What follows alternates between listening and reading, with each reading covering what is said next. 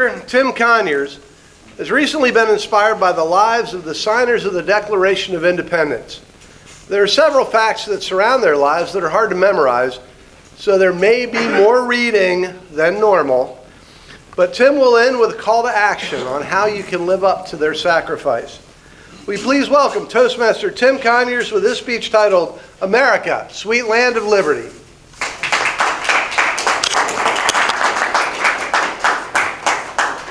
Recently, I was listening to a broadcast that talked about the lives of the signers of the Declaration of Independence. I ask you this morning, what do you think about when you think about sacrifice? What comes to mind when you think about self-denial? There's a line from America the Beautiful that speaks of those who fought for liberty, which says, "O beautiful for heroes proved in liberating strife, who more than self their country loved, and mercy more than life." So what were these sons of liberty like? What were the signers of the Declaration of Independence like? What happened to them? We read a lot about the Revolutionary War, and I think we sometimes romanticize it, but do we really know the people behind it? What kind of people put their names on the Declaration of Independence? First, they were not renegades, just out to fight for the sake of fighting.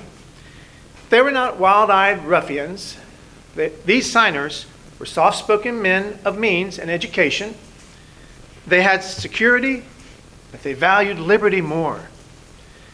They had everything to lose, and they knew what signing their names to that document meant. They knew their lives would be in danger, not only their lives, but the lives of their families, their livelihood, and their fortunes. And most had considerable fortune. But they had an idea. This idea of a free country, ruled by the people, self-ruled, not by a monarch, but for the people and by the people. These men and their families laid it all on the line for freedom. They signed and they pledged their lives and their fortunes and sacred honor. What were they like? 24 were lawyers and jurists.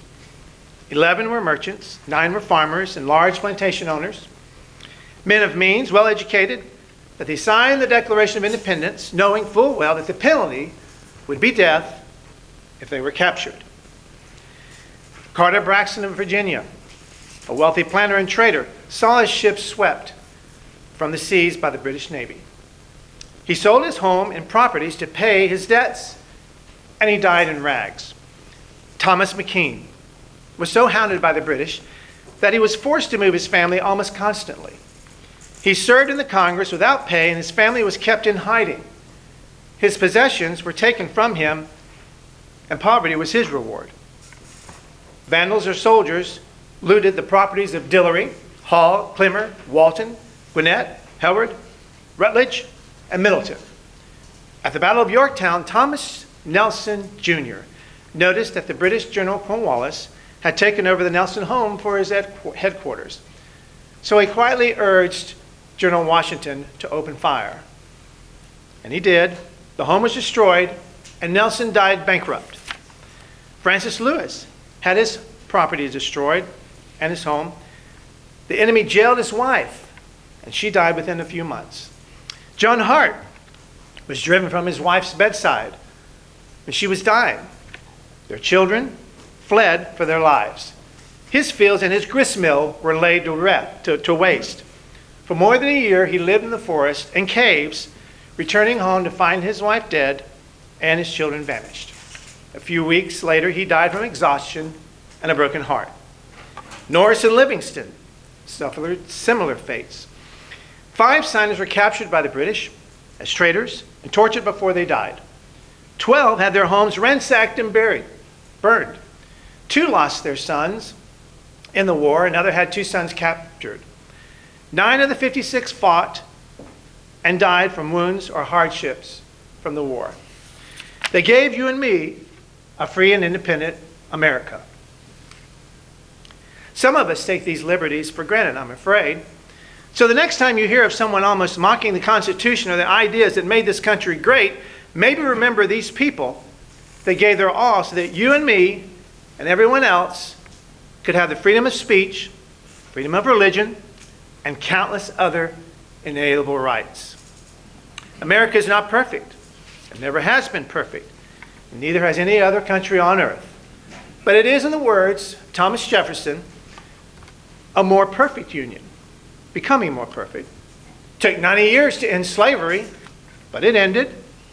Another 100 years for equal rights to be championed, but it was. There is no country like this country. We have a glorious history, but not without flaws. And the words of America the Beautiful contain, God mend thine every flaw.